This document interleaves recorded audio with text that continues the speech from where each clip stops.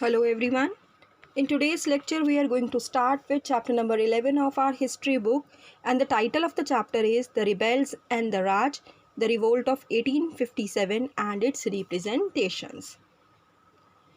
See, late in the afternoon of 10th May 1857, the sepoys in the cantonment, sepoys means soldiers, cantonment means a large space where men are trained for military service. तो ये बात हो रही है 10th में 1857 के afternoon की, जब मेरठ के सोल्जर्स ने रिवोल्ट कर दिया. They broke into mutiny. It began in the lines of the native infantry. कहते हैं ये जो विद्रोह था ये सबसे पहले कहाँ स्टार्ट हुआ, इसकी एक हलचल, इसकी एक डिस्टर्बेंस हमें इन्फेंट्री मीन्स फुट सोल्जर्स में देखने को मिली. एंड स्प्रेड वेरी स्विफ्टली, बहुत ही जल्दी से ये कैवेलरी हॉर्समैन के बीच में स्प्रेड हुआ. And then to the city. The ordinary people of the town and the surrounding villages they also join the sepoys. जो आम लोग थे वो उन्होंने भी सिपॉयज को ज्वाइन कर लिया. सिपॉयज ने सबसे पहले किसको कैप्चर किया? The bell of arms. Arms here means armaments, weapons. तो जो स्टोर रूम था ना वेपन्स का, उसको उन्होंने कैप्चर किया जहाँ पे आर्म्स को रखा हुआ था. एंड द एम्यूनिशन, गोला बारूद जहाँ पे रखा हुआ था, they captured all these store rooms and proceeded to attack the white people. जो ब्रिटिश पीपल थे, जो गोरे लोग थे, उनको मारने के लिए भागे. And to ransack and burn their bungalows and property. Ransack means पूरी तरीके से डिस्ट्रॉय कर देना, नष्ट कर देना. और उन्होंने ये ठान ही लिया था सिपॉयज ने, सोल्जर्स ने, कि वो अंग्रेज़ों की जो प्रॉपर्टी है उसको नुकसान पहुंचाएंगे, उनके बंगलों को आग लगा देंगे. Government buildings, the record office, jail, court, post office, treasury, all these buildings were destroyed. They were plundered, लूटपाट की गई. और टेलीग्राफ लाइन जो थी दिल्ली की, दैट वाज आल्सो कट. जैसे जैसे रात होने लगी, एज डार्कनेस डिसेंडेड, तो ग्रुप ऑफ जो सिपॉयज थे उन्होंने दिल्ली की तरफ मूव करना शुरू किया. तो जो ये सिपॉयज थे ये पहुंच गए. They arrived at the gates of the Red Fort early in the morning. 11th में हो चुका था और रमज़ान का महीना चल रहा था. And this Ramzan is one of the Holi festival of the Muslims. इसमें वो बहुत प्रेयर करते हैं, फास्टिंग करते हैं. तो उस टाइम पर हमारे जो मुग़ल एम्परर थे उनका नाम बहादुर शाह था. उन्होंने अभी अपनी प्रेयर्स जो थी वो फिनिश ही की थी और सनराइज़ से पहले सरगी करी उन्होंने, अपने खाना खाया और ताकि वो अपने फास्ट की शुरुआत कर सकें. लेकिन उनको एक शोर सुनाई देने लगा eight the gates of the Red fort. He heard the commotion. कुछ शोर सुना. The sepoys who had gated under his window, जो उनसे मिलने के लिए आए थे, जो सोल्जर्स मेरठ से चलकर यहाँ आए थे, तो उन्होंने उनको बताया कि हम मेरठ से आए हैं और हमने बहुत सारे ब्रिटिश ऑफिसर्स को मारा है क्योंकि उन्होंने हमें उन बुलेट्स को यूज़ करने के लिए बोला, the one which were coated with the fats of cows and pigs. Enfield rifles थी. एनफील्ड राइफल्स में कारतूस भरने के लिए उस कारतूस को मुंह से तोड़ना पड़ता था. तो मुंह से तोड़ने के बाद उसको उसमें राइफ़ल में फिल किया जाता था. तो एक ऐसा न्यूज़ स्प्रेड हो गई कि that these rifles they are coated with the fat of cows and pigs. तो कहीं ना कहीं हिंदू और मुस्लिम सोल्जर्स को ये लगा that the British government they are trying to corrupt their religion. उनका धर्म भ्रष्ट करने की कोशिश कर रहे हैं. एक और सिपॉयज का ग्रुप आया दिल्ली में. And the ordinary people of the city they also join them. Europeans were killed in large numbers. Rich people जो दिल्ली के थे उनको भी लूटा गया, अटैक किया गया. एंड इट वाज क्लियर कि जो दिल्ली है that has gone out of the British control, as British officials they were not able to do anything. They were not able to control the situation. Some sepoys rode into the Red Fort without observing the elaborate court etiquettes expected of them. कि एक ruler के सामने आने से पहले उनको बहुत सारे एटिकेट्स फॉलो करने होते थे. लाइक 9 चैप्टर में भी आपने पढ़ा, ज़मीन दोस्त, 4 तस्लीम, सजदा. तो उन्होंने कोई ऐसा एटिकेट फॉलो नहीं किया और वो सीधा अपने रूलर से मिलने के लिए चले गए और चाहते थे कि जो एम्परर है उनको अपनी ब्लेसिंग्स दे. बहादुर शाह जफ़र ने जब अपने आप को इन सिपॉय से घिरा हुआ पाया तो he was left with no other option. उसके पास कोई और ऑप्शन नहीं बची बट टू कॉम्प्लाई. मीन्स उनको उनकी बहादुर शाह जफ़र को सोल्जर्स की बात माननी पड़ी. The revolt thus acquired a kind of legitimacy. अब रूलर ने इस रिवोल्ट की कमान को संभाल लिया, अपनी हाँ बोल दी।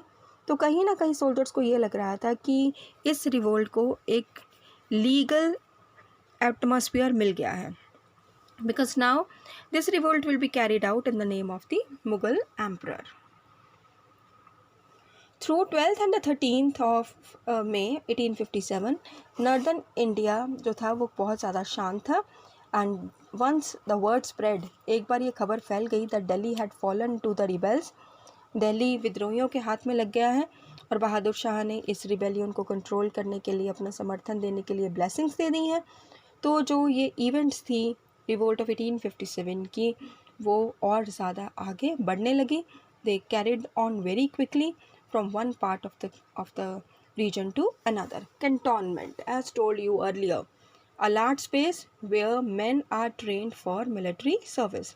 तो एक छावनी से दूसरी छावनी in the Gangetic valley northern plains of India को बोला जाता है। और कुछ जो हमें इवेंट्स थी वो देखने को मिली to the west of the Delhi and it has converted in mutiny. Now the question is that what was the pattern of the rebellion, क्या तरीका था इस रिवोल्ट को करने का।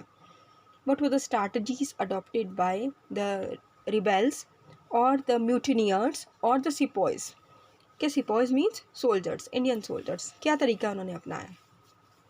if one were to place the dates of these mutinies in chronological order, तो historians कहते हैं कि अगर हमें ये पता लगाना हो कि रिवोल्ट कब हुआ, कैसे हुआ, कब स्टार्ट हुआ, कैसे ये आगे मूव किया, तो it would appear that as a news, तो हमें ये पता चलेगा जैसे जैसे ये न्यूज़, म्यूटनी की न्यूज़ एक शहर से दूसरे शहर तक फैलती चली गई, सिपॉयज़ ने हथियार उठा लिए। The sequence of events in every cantonment follow a similar pattern, इसी तरीके का घटनाक्रम उन्हें देखने को मिला। How the mutinies began, the sepoy began their action with a signal, कहते हैं जो सैनिक थे, जो विद्रोही थे, वो अपने इस एक्शन को कैरी फॉरवर्ड करने के लिए कुछ उन्होंने तरीके अपना रखे थे, जैसे कि शाम के समय जो गन से फायरिंग करना या बिगुल बजाना, तोपों की आवाज़ से अपने जो साथी हैं उनको अलर्ट करना। They first seize the bell of arms, the store room where weapons were kept, सबसे पहले तो उन्होंने उसके ऊपर कब्ज़ा किया, सारी की सारी जो गवर्नमेंट ट्रेजरी थी, जो शाही खजाना था, उसको लूटा। ये वही सारी रेपिटेशन हो रही है। They attack the government buildings, Britishers की जेल को इन्होंने अटैक किया, ट्रेजरी, टेलीग्राफ ऑफिस, जो एक टेलीग्राफ एक कम्युनिकेशन का सोर्स था उस समय में, from one region to another, means everything and everybody which was connected with the white man, with the white people और with the britishers, that became a target of the soldiers. बहुत गुस्से में आए हुए थे। तो सोल्जर्स ने ये जो प्रोक्लेमेशंस करी, अपील करनी शुरू करी ऑर्डिनरी पीपल से, and this was done in 3 main languages, Hindi, Urdu and Persian. इन भाषाओं का उन्होंने चुनाव किया ताकि वो अपने जो गांव में रह रहे जो उनके फैमिली मेम्बर्स हैं या फिर गांव के जो उनके साथी हैं उनके साथ उनको अपना मैसेज पहुंचा सके। And they want to promote the Hindus and the Muslim unity, they want to rise their power against the britishers, and their one and the only aim was to exterminate the firangis, की फिरंगियों का सफाया करना। When ordinary people began joining the revolt, जब आम लोगों ने इस रिवोल्ट को ज्वाइन किया तो उनका जो टारगेट था वो और ज़्यादा इंक्रीज़ हो गया। And here these are the name of the main places, the major towns, Lucknow, Kanpur and Bareilly, these are the one of the important centres of the revolt of 1857 and they are very important from the examination point of view also. So moneylenders and the rich people also became the object of the rebel wrath, कि गुस्सा तो आ ही रखा था, soldiers को तो गुस्सा आया हुआ था क्योंकि British government has try to pollute their religion. और इसमें जो किसान भी बहुत गुस्से में आए हुए थे, ऑर्डिनरी पीपल थे। जब उनको लगा कि सोल्जर्स ने, उनके साथियों ने ये रिवोल्ट स्टार्ट किया तो उन्होंने उनका साथ बहुत अच्छे से दिया। तो जो भी अमीर लोग थे, शाहूकार थे, वो किसानों के गुस्से का शिकार बने।